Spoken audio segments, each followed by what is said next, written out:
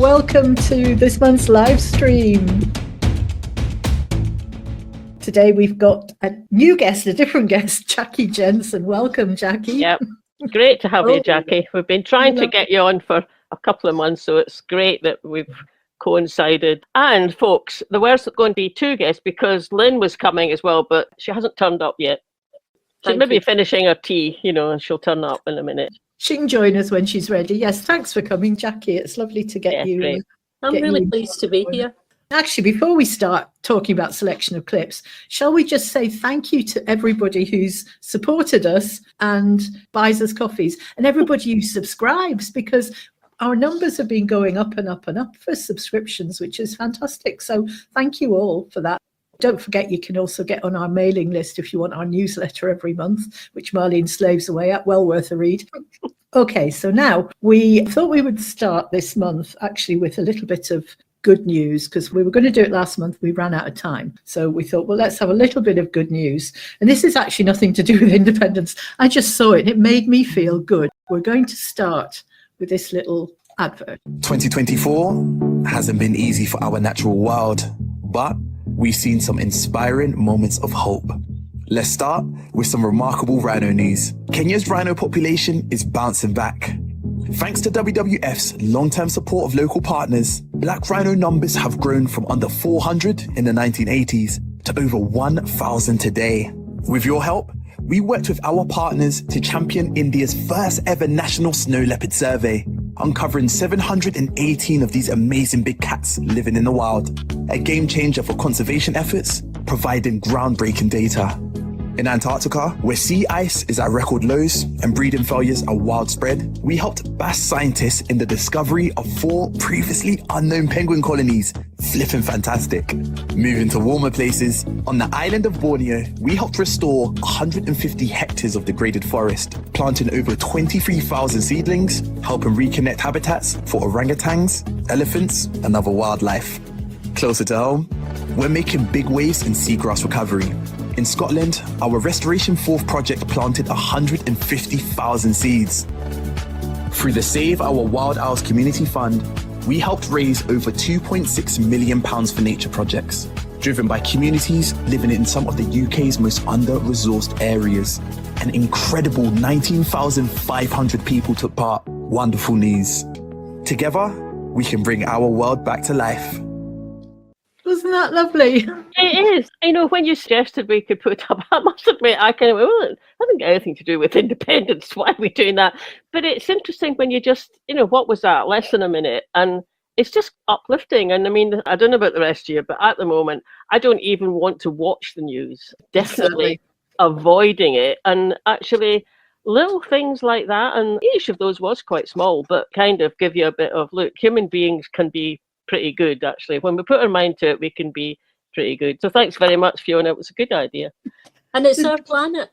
It is our planet, and you always hear the negative, but actually we can get things right as well. I always remember Lorna Slater saying at some event, yes, it'll be hard, but we can do hard things. And I thought, yeah, we can do hard things.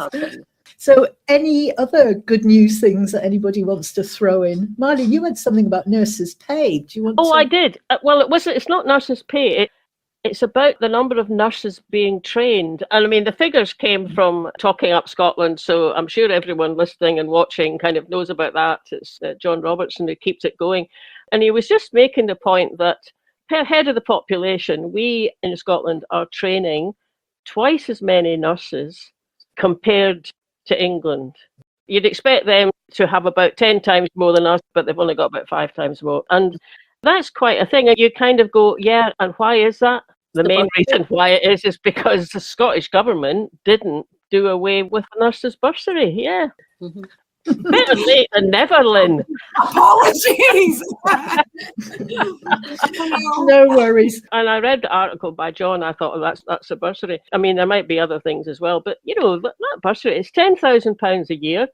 It's available for nurses, midwives, and paramedics. Mm-hmm. Presumably in Scotland, they get the 10,000 quid from the bursary, plus if they're doing a degree, they don't have to pay fees. Right. So Jacqui, you probably know more about how it works down in England. They don't have the bursary. Do they have to pay fees? Yeah, they pay fees and they don't get a bursary. There was a bursary, but the bursary ended a few years ago. And their problems in getting nurses are just as difficult as our. Nurses are hard for us off since Brexit because we lost a lot of medics and healthcare assistants who went back, particularly to Eastern European countries. So I think we're doing really, really well. We're doing really well in recruitment of nurses as well in Scotland. We're not where we want to be yet, but a really good example. We have got, believe it or not, in the last 3 years in Perth and Kinrossshire, 900 Sri Lankans settled here. 90 of the women are qualified nurses. Wow. And at the moment, they're just about, more or less all of them are just about to get their qualifications matched to ours here. And they've been working as healthcare assistants in nursing homes and in hospitals just now until they get their qualification through. So we're doing really well attracting people that we can attract. But it's a challenge, isn't it? Yeah, it's a challenge. But at least if they come here, they're going to get some financial support to train, which they wouldn't get in England. Positive start. We've looked at some nurses' training numbers. Marlene, did you want to say something about polling as well under the government? Yes. That was the other thing, again, came from Talking Up Scotland. Let me get hold of this one. There it goes. So it's obvious. It's just a view of the Scottish hills, isn't it? And, in the background, I mean, there's all sorts of, little hills in the front and green ones. And then way at the back, they get the big yellow ones. Well, actually, what this is it's Westminster voting intentions. So, and these are Scottish subsets. So, okay, straight right away, these are really, there may be 100, 150 people in each of these 9 polls because they're part of a bigger one. But you can see the pattern. People are saying 35% on average intention is to vote SNP. Dark blue, that's the Tories, they're kind of slipping down. Greens and Lib Dems are kind of up and down a wee bit, but they're hanging in there. Labour are doing better than Tories, but not doing that well. And then the purple one, that is Reform. That's a Reform party coming up now. At that point, beginning of February, they were way up. They're taking people from Tory party. But I was reading an article by John Curtis recently, and he was saying, yeah, they are taking people from the Tory party, but they're also taking voters from Scottish Labour. Yeah. There's about 10, 15% of people who voted Labour last time saying, well, they might vote for UKIP. You think, oh, God, why? No point in going into that because I haven't got a clue why they would do that. But anyway, it does look quite good, but then the next Westminster election, of course, won't be for a long time. But if that held up across for Holyrood next year, that's optimistic. Still a lot of work to get done, but, looking not bad to start off from there. Not bad from the MP point of view, but we really don't want reform in Holyrood, do we? We don't. They're very clever at picking issues that people are genuinely concerned about and appearing to champion those issues, which is pure populist approach. It's exactly what Trump did, and they just lie their heads off. So, but it's interesting, isn't it? Because they're pro-nuclear, anti the funding model of the NHS. And I think one of the challenges they might have is that when they start to talk about their policies, people might not like them. Those people who have been getting quite excited when they realise, I'm hoping, when they realise what they're about, might just not fit Scottish values. Well, let's hope they actually do get questioned on their policies and people not just the soundbite. Or disclose their policies, because they might not disclose their policies.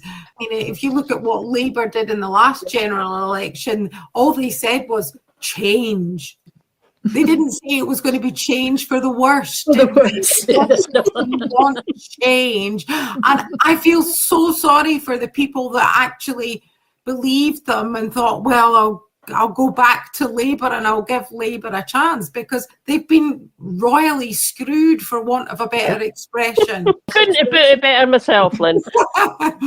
Okay, let's, before we get into the usual Holyrood, Westminster, that kind of stuff, there's actually some topical stuff that we've got a couple of clips on, thanks to our roving reporter, Neil, who has been out covering the some stuff happening in Glasgow. So we're going to start off with a little clip from the pro-Palestine march that went, I'm not sure where it went from, actually, somewhere in Glasgow, to the Labour Party conference. Shout, viva, viva, Palestina! Viva, viva, Palestina! Viva, viva! Palestina! Viva, viva! Palestina! When people are occupied, when people are occupied,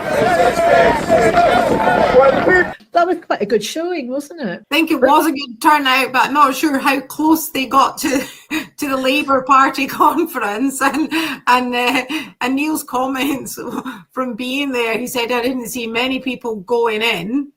He said there was more people going to the model railway exhibition than going to the Labour Party conference. Really? That's interesting. They were sneaking in some other side door because they couldn't face the public. Maybe that's the new party. Maybe we need a model railway party. No, a few people who would sign up for that, that's for sure. There were some good banners that went by, didn't we? We got some. So there was that. There was that one. Someone put it on his bike there. So Glasgow really great. Two-faced Sleekit Chancer with Mr. Starmer above it there. But there was quite a. Do you think know what that meant? Do you think anybody was brave enough to tell him what a two-faced Chancer is? I expect so. And that's I thought that was really nice. It's really, I mean, the whole thing, isn't it? It's for when this becomes an audio podcast, it says anti-Zionism is not anti-Semitism. I mean, you and I were talking to Philippa Whitford about that very thing actually just last week, weren't we? Yeah. The Crime Minister. I thought that was a good one as well. Crime Minister, and that's a hard-hitting one. Starmer to the Hague, genocide enabler. So, I mean, it just shows that what strong feelings there are, isn't there? And that one's Labour stands for social justice. Social justice is scored out, and then you've got more about, a genocidal regime at the bottom. And so it does just show you the kind of strong feelings. The thing that struck me when that Labour Party conference was on was that there didn't seem to be anything. I mean, I do still have a BBC license, so I do still watch live BBC, and I wasn't seeing very much of it at all actually appearing. There wasn't much, didn't seem to me to be much in the way of reporting of it going on. But no. Speaking of not being reported, there was I think it was actually the day before, but it was a group of activists, let's say, from Grangemouth who went there, and they'd taken a great big bag of engineers' yellow helmets, to represent the workers who were losing their jobs. And on the one hand, I love this. It's the most Scottish protest ever. They just walk in there and demand to see Anna Sarwar. But on the other hand, he was nowhere to be seen. So, yeah, I know. And I've just noticed that Alan's put up a comment that it's something that I was chatting to a friend about actually the other week. Just he's drawn attention to the part that parties registered in another country, so that's Scottish Tories registered in, just part of London. Same with Labour. They're allowed to stand candidates in Scotland. And he's making the point there about, well, Reform isn't at least yet, isn't even a party. Well, I suppose it's a registered party since they can stand candidates, but it's a limited company owned by Nigel Farage. But the thing that struck me about that was that not only are they registered elsewhere, the money that's in the coffers elsewhere down south can get transferred up here to back their campaigning, whereas Scottish registered, parties, so, the Greens, SNP, I don't quite know where Lib Dems fit into it or not. Our fundraising is Scottish based. That's where the money comes from. Labour Party gets masses of money. I mean, it's not just, if they were just using money that was, came from Scots living in Scotland who supported them, fine. But of course they don't. They spend a lot more money up here, and it comes from down south. It comes from the much bigger bank account down there. I wonder if it's within the devolved powers for Holyrood to set spending limits on Holyrood or on Scottish-based elections. I know they couldn't do it for Westminster, but I wonder if they could do it for Holyrood, because that would be the answer, wouldn't it? Yeah, limit. So to get some sort of parity or equity across the board, as you say there, basically with the funds they can access from down south or even like abroad, people can buy the election like Musk did in the States, Yeah, or like the Tories have been doing for the last 14 years. Yeah. Without much success in Scotland. Yeah, thank goodness. They haven't got much bung for their buck here, have they? No. We've got a little update on Scotland's women's football team. Do we want to give that, or do people not want to know? Oh yeah, go on. Where is that? Oh, it's Helen. Yeah, go on. Put that I'll up. put it on. It's not the final score, but more uplifting news. Scotland's women's football team are 1-up on the Netherlands at half-time. Go ladies. Well, that might make up for the rugby. So where are we next? Well, let's go to Holyrood, because it's becoming just so evident the tactics that the Tories, but also Labour, are using. And I think John Swinney's actually getting quite good at dealing with it. But there was some valiant attempts to shit stir, really, by the opposition this month. So we're going to start with Barlinnie. Who knew what a paradise Barlinnie prison is? Because instead of building a high-security prison to lock up rapists and murderers, John Swinney thinks he's building either a luxury resort or a nature reserve. The Justice Secretary says it will be based around small communities living together and supporting each other. There will be an orchard of fruit trees. There will be beautiful landscape gardens, planting beds, polytunnels, amphitheatre-like steps. I'm not making this up, there'll be wee boxes for owls and bats to live in, and special bricks for the birds. And the SNP expect hard-working Scottish taxpayers to pay for their nonsense. So it does sound delightful, doesn't it? I mean, obviously Russell Findlay would rather they were doing hard labour and breaking gravel. And making rocks, aye. Yeah, serving 90-year sentences. But here's what John Swinney's response was. I think the tone of Mr Findlay's question is absolutely reprehensible and despicable. Thank you.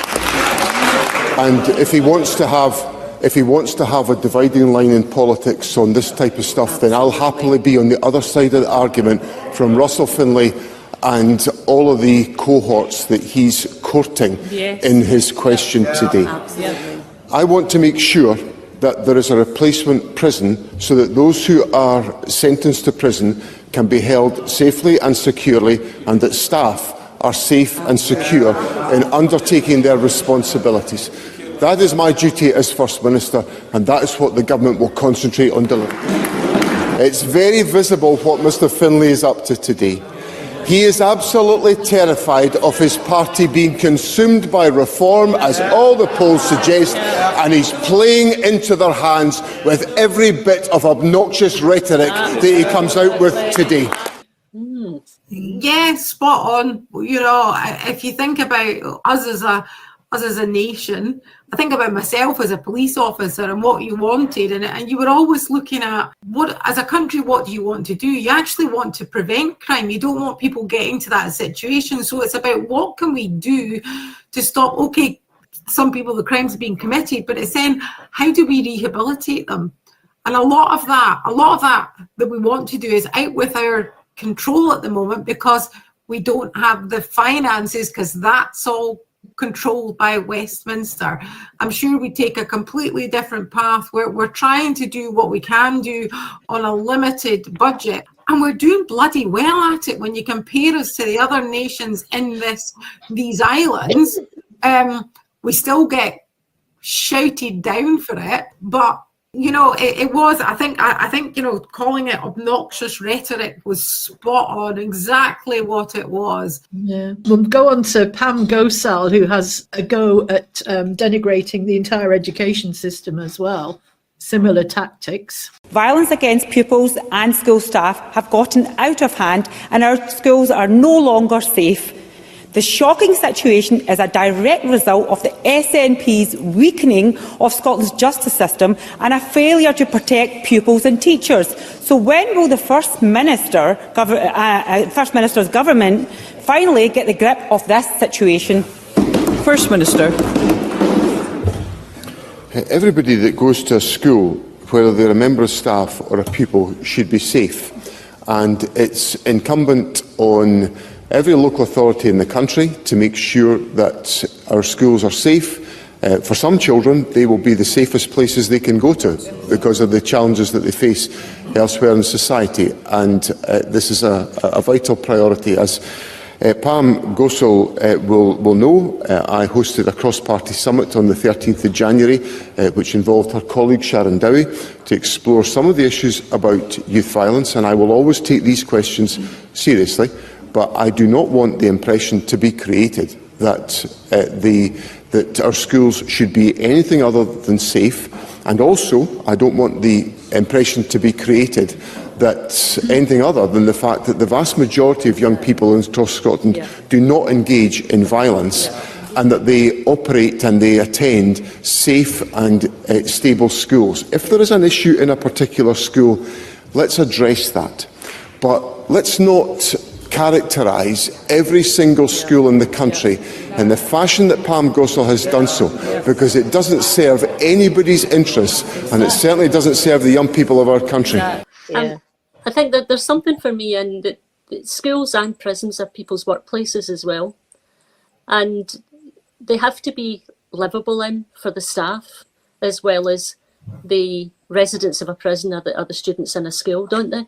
I'm all for our systems to be much more humane than they have been in years gone by, because Lynne talked about prevention, but we also have to work with recidivism, and the countries that do better with that have got really humane criminal justice systems, and the places that do really well with their schools and their kids, where they have children that aren't traumatised, where they have kids that manage well in school, aren't living in the level of poverty that we've got in Scotland, and their school, and they don't have private schooling either. When you look to some of the Nordic countries, and when you look at Finland, so we've got a long way to go as an independent country to get away from the school systems that we've inherited from England, and we've gone a long way to move away from what we inherited in prison systems from the UK. So I'm impressed by what our prison governors are doing. I think they're trying really, really hard, in my experience. The thing that worries me about the likes of what Pam Ghosal's just done, though, if you've got a 4-year-old who's just about to start school and you hear that, you begin thinking, what are you sending them into? And I mean, Lynne, you're a teacher. How typical is that of schools? Are they absolute lawless, violent, Wild West places? No, they're not. And you are dealing. There are times, as you've just said there, Jacqui. There'll be young people who are from dealing with poverty and trauma, and we have to make the environment right for them. So that might well be, and as I've seen since I've gone through this sort of education or been in teaching, that more and more schools are creating areas within the school that young people who are not coping being in their class, not necessarily all the time, but they've got a kind of breakout room or a nurture room or whatever you want to call it, that young people can go to de-stress at that point in time. And that's good for them, and that's good for the teacher in the class they've come from, and it's good for the other young people who are in that class as well. So they're working to create environments within schools so that everybody's needs are being met. Obviously, there's much more that could be done, but again, we're constrained by our finances, and that's what, it always goes back, for me, it's back to root cause analysis. If we were independent, we had our own currency, we're generating our own finances, we could be going, right, we could have 3 times as many staff in school, we could have bigger areas, we could have the way we want to do things. At the moment, we're trying to do things the way we want to do them, without the means to do them. Yeah. And then that's where the opposition are really making hay. Pam Ghosal came from a criminal justice position. It wasn't a child-centred position. What Lynne has laid out is a child-centred position. Pam Ghosal talked about what the SNP government is doing to the criminal justice system in the same context that she's talking about violence in schools. I mean, it sounds really confused for me, as if she doesn't really know what she's talking about. We could just stop there and just say, she doesn't really know what she's talking about. And then the other thing is that often what happens, so there's there's First Minister's questions, and then she gets a question, and then what they do with it, what she would do with it, or their staff, is they just take a clip of her saying that, and then that gets put out onto social media, and you never, of course, they don't take the clip of John Swinney's response, and Anna Sarwar does that all the time as well. I expect people on other parties do it, and I just that kind of, it's just sleek it, isn't it? It's just downright sleek it to do that, and dishonest, and God, if we could only get away from that kind of politics, it would be so much better. I mean, down in Westminster as well, although I don't think there's a chance in hell of that happening down there, but maybe we could manage it up here, Do you think there are two-faced sleek-it chancellors then? Yeah, that's right. Two-faced sleek-it chancellors, exactly. Speaking of which, let's have another two-faced sleek-it chancellor. So can he explain to the people of Scotland why cancer waiting times are worse on his watch? First Minister. Now, I think it's turning out to be my obligation to try to put some of Jacqui Bailey's comments into their proper context.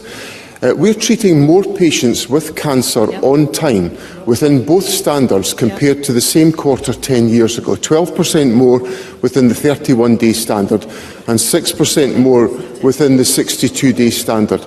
Now, Jacqui Bailey talked about the fact that the 31-day standard had been missed.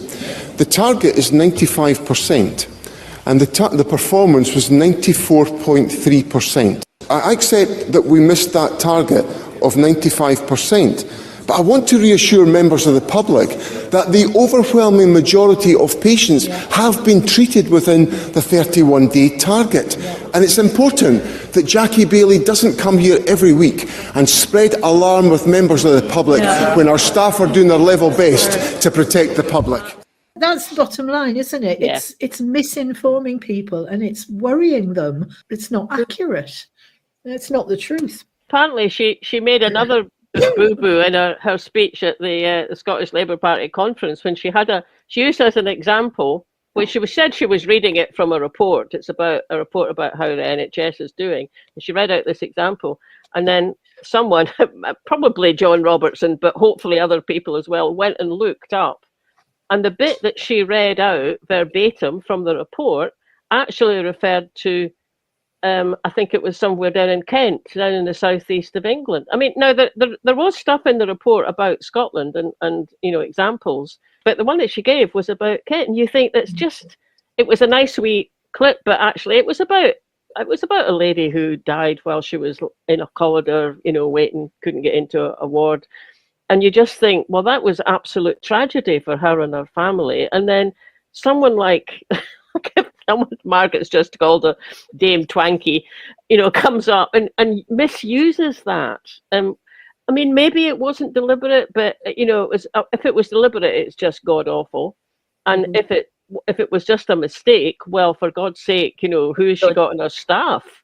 Do you not think they're just trying, it's like the opposite of that thing we started off with the good news that makes you feel positive. They're trying to make it sound as if everything in Scotland's going to hell in a handbasket because they're the only ones who can fix it. And, we have no evidence that they are on the Labour Party's current well, when you look at what they've done in every other country, they haven't been fixing anything, have they? So no, just do the usual, what do they call it, like kind of double speak. Yes. Yeah. There was a comment earlier about, don't forget, the SNP government is bad, couldn't organise a proverbial in a brewery, according to the mainstream media, because that's all we hear. Yeah. They're constantly dissing us, and we don't get to blow our trumpet enough. Sorry, Jacqui. Well, I'm just going to blow a bit of a trumpet. The Scottish Government set a target for 64,000 procedures to be undertaken between January and the end of March. In January alone, they done 75,500. Now, that was remarkable. I mean, it wasn't remarkable in setting the target because it clearly wasn't a stretch target, but nonetheless, 75,500 procedures in January alone. If we can do that relatively month in, month out for the next 9 months, we will have absolutely resolved their waiting problem. It would be absolutely remarkable. And there were figures come out today about the individual health boards, and my Tayside Health Board, they've had an improvement of 11.4% in their imaging work. So there's some really good stuff happening out there. We just don't get to hear about it, do we? No. But the other thing I think, particularly with health outcomes, your attitude, your expectation of your treatment can affect the success of that treatment, can't it? Yeah. So if you're frightening people before they have to go into something inherently scary anyway, it could actually damage their chances of survival. Yeah, exactly. We know that positivity is really, really key for cancer survival. Yeah. Exactly. While we're still on the Scottish Labour conference, so one of the things that Anna Sarwar said on, I think it was in a BBC interview, was he was asked, well, what, you're not doing too well in the polls. If there's another majority of independent support in MSPs in Holyrood, then that would be cause for a referendum, or they asked him if it would be, and it was just a straight no, it wouldn't be. No, and there won't be another referendum. That's up to Westminster, and there won't be. We'll have to get on with what's really important. And I just thought, wow, I mean, what do you think of that? Because I kind of think, is he really that, like he is in a country where at least 50% of us, and actually probably a bit more, but let's say at least 50% of us want there to be a referendum. And even people who may vote no still want there to be a referendum. And I mean, what do you think of that? It just seems like cockeyed, doesn't it? And certainly nothing to do with observing democratic will of how we vote for Holyrood. Seems frightened because potentially they know what the result's going to be. So they're just saying, no, you can't have it. It's an interesting one, but he's reading the public quite well, isn't he? Because at the minute, independence supporters like me and a lot of people that I know are thinking, we don't have a route. They're not going to give us a referendum. We can't do anything off our own back. The UN, the Liberation Movement UN submission is unlikely to go anywhere, because look what happened to Kosovo, and they were just out of a war. So people are feeling, not everybody, but people are feeling, we kind of just need to go on with our lives. We need to value Scotland in a different way. And so he's playing into that. He's playing into the fatalism that is out there. So it might not be that daft. But what we should do, we should be exploiting it, shouldn't we?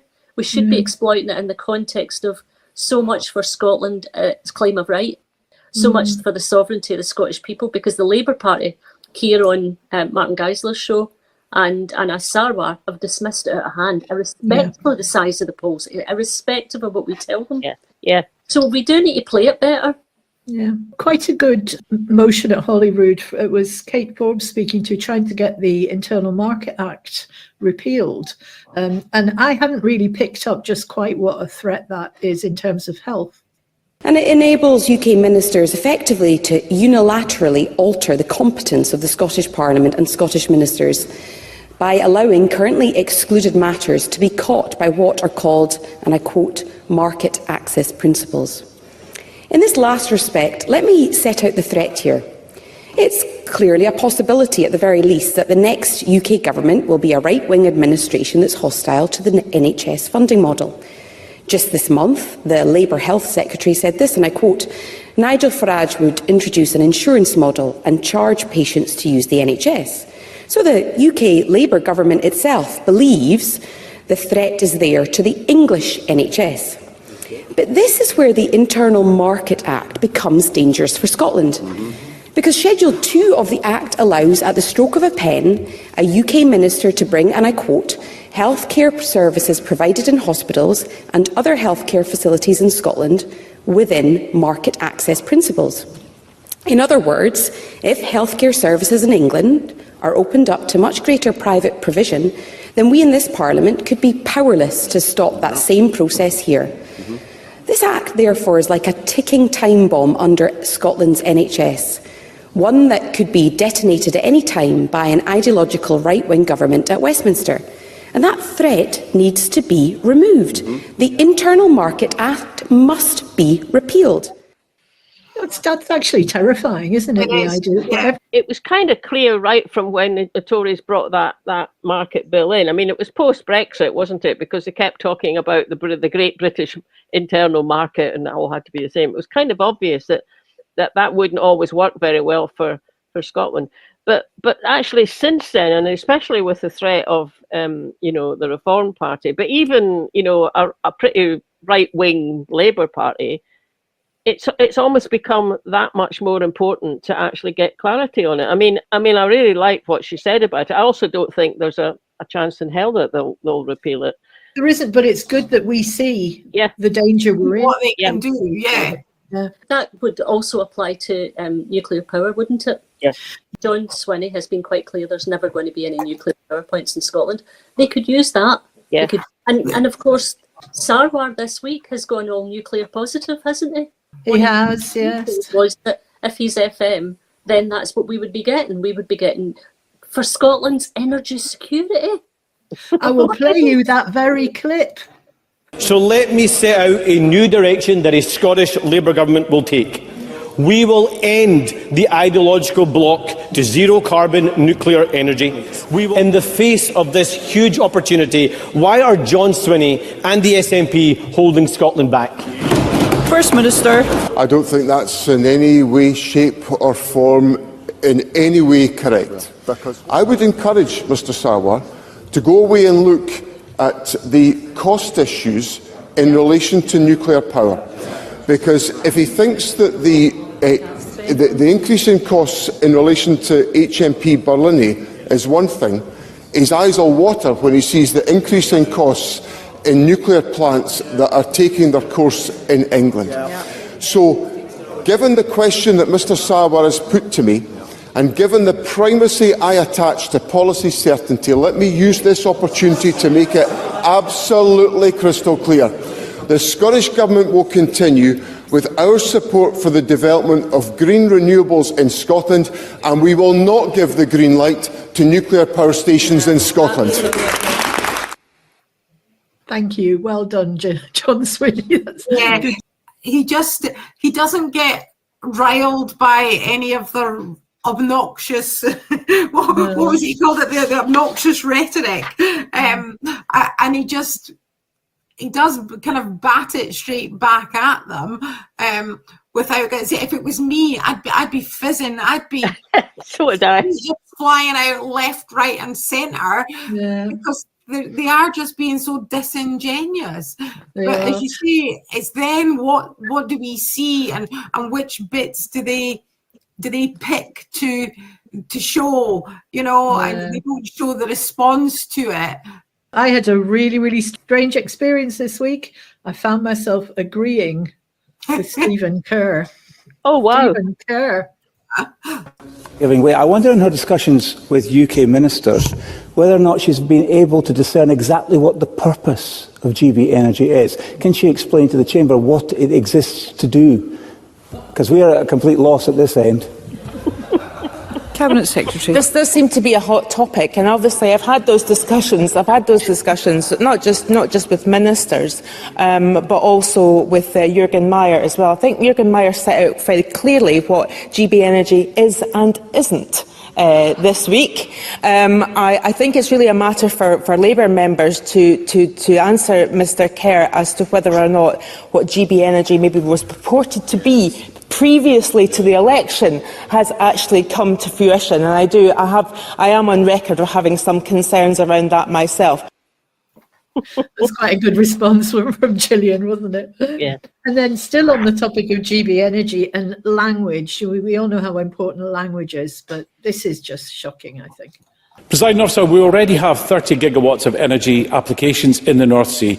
GB Energy will have no impact on this investment. So I have to ask, what is the point?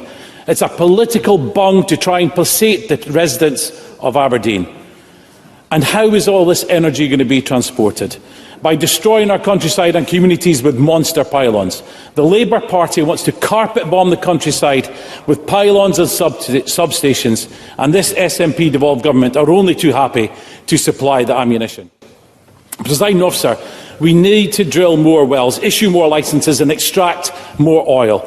The economically illiterate socialists on that side of the chamber, supported by the extremist, unhinged Greens, have tried for years to destroy the livelihoods of my constituents. I will give way to Bob Doris. Bob Doris. I thank my fellow committee member Douglas Lumsden for giving way. I was actually going to speak to the terms of the LCM at any point, rather than make a party political rant. And that's just shocking language that he used, isn't it? And dog whistle stuff. And that is where I see Reform UK getting in about as well. I mean, there's genuine concerns in communities about solar battery farms and things being built right in the middle of them and pylons going through their views and everything.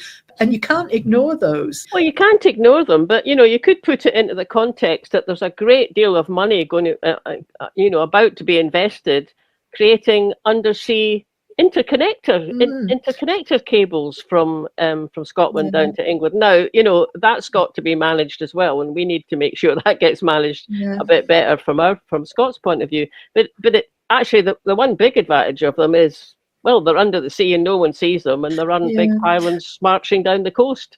But that's not the story that's hitting the news, and that's right. not what Reform UK appear to be aligning themselves with people with a grievance by stoking that grievance. Yeah, exactly. You're right, stoking the grievance. Yeah. It kind of reminds me of when you look at the empire and what they did. When you look at countries where the railways don't actually interconnect to get people from city to city. They just took it to the ports so they could basically rape the countries of their resources.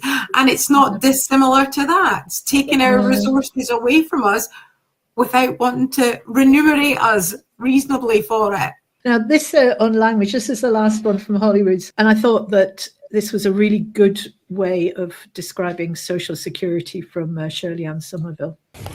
Well, I share the members' concern about some of the language that's being used around social security, both by Conservative and now the Labour government, and indeed Scottish Labour, and discussion of handouts. Thank you. Question 7, Stephen Kerr. To ask the Scottish Government what plans it has to mitigate against future increases to Social Security Scotland's overall spend on benefits. Cabinet Secretary. Social security is an investment to the people in Scotland. All governments are encouraged and should be encouraging more people to take up the benefits that they are entitled to. The Scottish Government is investing around £6.9 billion in social security benefits in 25-26, and this is projected to increase to £8.7 billion in 29-30. The Scottish Government is committed to ensuring that finances remain on a sustainable trajectory, and we will publish our next medium-term financial strategy later this year, alongside a fiscal sustainability delivery plan. Stephen Kerr. Well, that's 14% of next year's budget being spent on social security, with, as the Cabinet Secretary says, that rising to £8.7 billion in 2029. That, by the way, is £1 million an hour.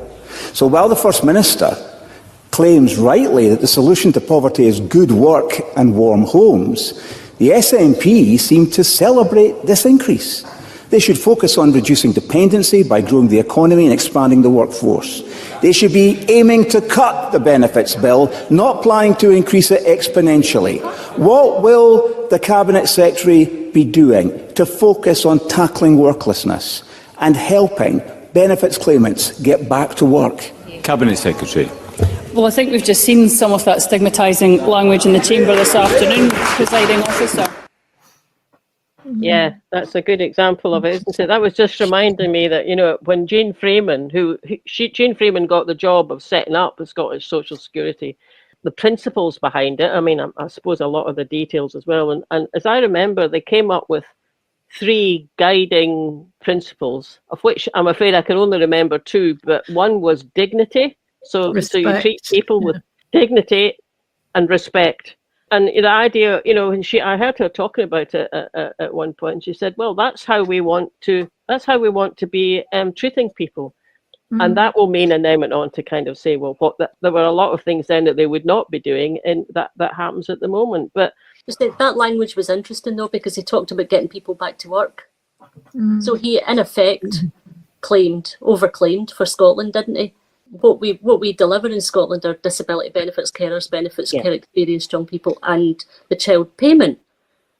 He was talking about get people back to work. That's the language for Westminster, isn't it? And even then, universal credit, about 40% of universal credit payments, people are in work. It's not just feckless, lazy people standing there with their hand out, which is what he would like. Yeah, and all those benefits that are to do with helping people get back into work, they're not devolved to Scotland. They're still under the control of London. So, it's like Stephen Kerr knows that perfectly well, of course, but he doesn't care to draw the distinction. No, that's a handy phrase, isn't it? Get people back to work. Yeah. What's the unemployment rate in Scotland? Negligible. Yeah, so to get people back to work, it suggests that there's a whole load of people out of work and unemployed, and that's not the case at all.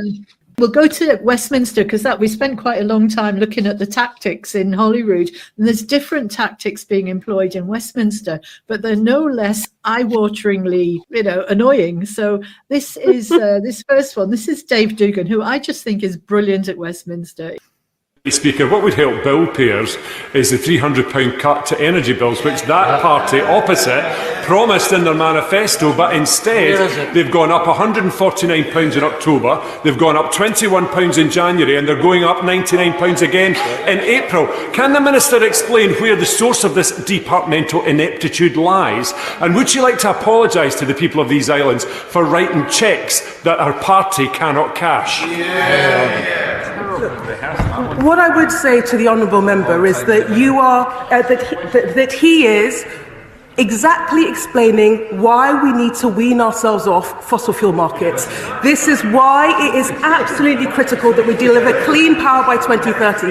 That is the central mission of this team. That is why we're running at it. And what I would say is that the Scottish Government does have the levers to protect households from fuel poverty. And before the honourable member wants to criticise us, he should get their house in order and get on with the job. Oh, it just absolutely rips my knitting every time they do that. They turn around and say it's our fault. And here's another one. Despite Scotland being one of the most energy-rich nations in Europe, decades of mismanagement by different colours of UK governments, whether that be Labour or Conservative, have led in a shocking 1/3 of households in Scotland living in fuel poverty. And this number is set to rise along with the cost of energy bills. Mr Speaker, this government was elected on Labour's pledge to cut energy bills by £300. But yesterday the chair of GB Energy admitted that this was not in their remit, I quote, and was completely unable to say when bills would come down, hence alleviating fuel poverty. If this is not another broken promise from the Prime Minister, can the Secretary of State confirm exactly when in this parliamentary term consumers in Scotland will see this reduction? Mr Speaker, I would point out to the honourable member that fuel poverty is devolved in Scotland, and the Scottish Government has had the opportunity to make a dent on this problem for almost 20 years, and they haven't. And even now, whilst we are ramping up upgrades in order to help people with fuel poverty, the Scottish Government are raiding more than £200 million from retrofitting funds that could be helping families today. So, Mr Speaker, I will take no lectures from him. It's just jaw-droppingly offensive, isn't it? And if you listen to Holyrood today, there was, I forget which one, Gillian, I think, saying how good the relationship was now between Scottish Government ministers and Westminster. And then they stand up and they come out with that shite. But it's interesting that fuel poverty has been devolved to Scotland, though, isn't it? Yes, devolving poverty. That prize they gave us, was it? Fuel poverty has been devolved. We'll take your energy, you have the poverty. And you were going to blame you. Yeah. Oh, can we must be getting to the end. What are we going to end with? We've only got 2 little clips left, and we're going over the pond where we think we've got it bad. Over in America, oh my goodness, I don't know if you're following what's going on there, but it is quite shocking. The first one is just, I thought, quite a good example of some leadership not coming from the United States. This is Canada's response to the tariffs being imposed. Responding to the US trade action with 25% tariffs against $155 billion worth of American goods. Like the American tariffs, Our response will also be far-reaching and include everyday items such as American beer, wine, and bourbon, fruits and fruit juices, including orange juice, along with vegetables, perfume, clothing, and shoes. It'll include major consumer products like household appliances, furniture, and sports equipment, and materials like lumber and plastics, along with much, much more. And as part of our response, we are considering, with the provinces and territories, several non-tariff measures, including some relating to critical minerals, energy, procurement, and other partnerships. We will stand strong for Canada. We will stand strong to ensure our countries continue to be the best neighbours in the world. Very good. Yeah, very good. Very calmly delivered, but making the point, critical minerals. Yeah. Trump is obviously, well, I don't know how much he knows about it, but someone knows that America needs to get hold of those rare earth minerals, which presumably they're getting some from Canada. That's what he's after from Ukraine. So I don't think Canada's ever been so united, though, against Trump. And you hear them booing at sports matches to the national anthem. They're cancelling their holidays. They're boycotting the red states. The last clip I've got, Meryl Streep was attacked by Trump for being an overrated actress. So here's her response. I am the most overrated and most over-decorated. And currently, I am the most over-berated actress who likes football of my generation. It's embarrassing and it's terrifying to put the target on your forehead, and it sets you up for all sorts of attacks and armies of brown shirts and bots and worse. And the only way you can do it is to feel you have to. You have to. You don't have an option. You have to. Stand up, speak up, act up. If we live through this precarious moment, if his catastrophic instinct to retaliate doesn't lead us to nuclear winter, we will have much to thank this president for, because he will have woken us up to how fragile freedom really is. Stand up, speak up, act up. That should be our motto, shouldn't it? Yeah, I wrote that down. But it's a bit like, Jacqui, you were saying earlier about how, we can't see a way to get the referendum. They're going to keep denying it. It's all that kind of stuff. And you see, even from, I know that the pandemic caused the numbers in the marches to kind of go down. There's been that sort of fracturing or within the movement, but we're still all there. We still want independence, and it's having to go, I'm tired of week in, week out having to do it. But if you don't keep going, you have to keep going, because that's what they want you to do. They want you to go, there's no point, I'll just quietly get on with my life. But at some point, people trying to quietly get on with their life are not going to be able to do that because of all the other people who aren't able to quietly go and get onto their life. The trauma cost to them is going to impact on us. And I if I go back to the model at school saying, look at that one child that's struggling, whether it's emotionally or whatever, if you don't look after them, it's going to impact on everybody else. Yeah, absolutely. Yeah, that's very well put, Lynne. Yeah. Checked out our unemployment figures. It's 3.5% in Scotland, 4.5% in England. So, and out of that, you'll have the 3.5%. It'll include the people who've got the biggest barriers to getting into work, like the disabled or So, any final thoughts or comments before? Well, Margaret reckons that Sarwar will be glued to the fence. I think he'll be hiding behind it, not glued to it. Well, he's heading over to Washington. Is it today or tomorrow? I think he's heading over there. So we'll see what happens. I just wanted to mention a wee nice story. So in where I live, locally to us, there is a wildlife rescue centre, the SPCA Wildlife Rescue Centre. And a while back, they got a seagull brought into them, which was in poor condition. And they nursed it back to health, and it was ringed and released back out into the wild. And just recently, this ringed seagull was spotted on a beach in Morocco. It's a great place, that, actually. They do, not that I've ever been, but they do TV series programs about it. It's fantastic what they seagulls. No, well, it's not just seagulls.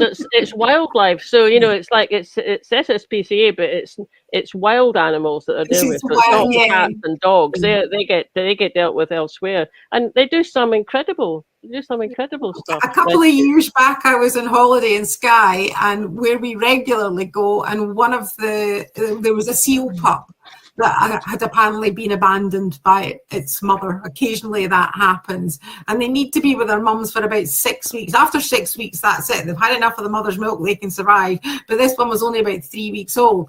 So one of the local skipper captains on the tourist boat, they arranged for them to come up. So they came up and they got this seal from Elgol in Skye, from out near Loch Carrusk, and it was taken back down to the wildlife centre and fed up till it was well enough to bring back up and release.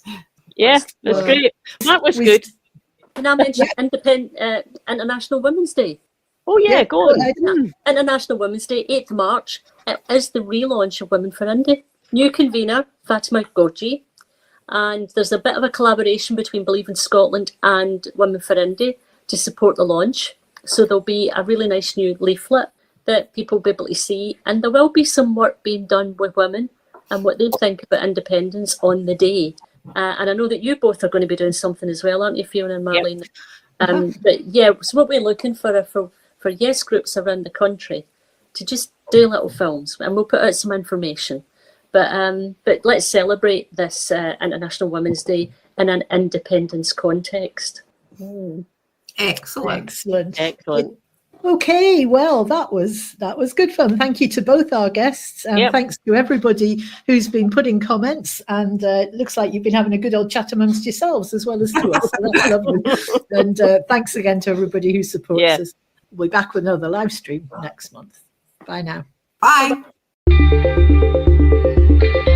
Thanks for listening, everybody. Hope you enjoyed that. Don't forget to subscribe to us wherever you get your podcasts. And if you're listening on YouTube, you can click the little bell and you get a reminder whenever we put out a new episode, which is every Friday. And sign up for our mailing list. You can do that from the website. And we always send one out at the beginning of each month to tell you what's happening. Last but not least, you can buy us a coffee on coffee.com. And we'll catch you later. Bye now.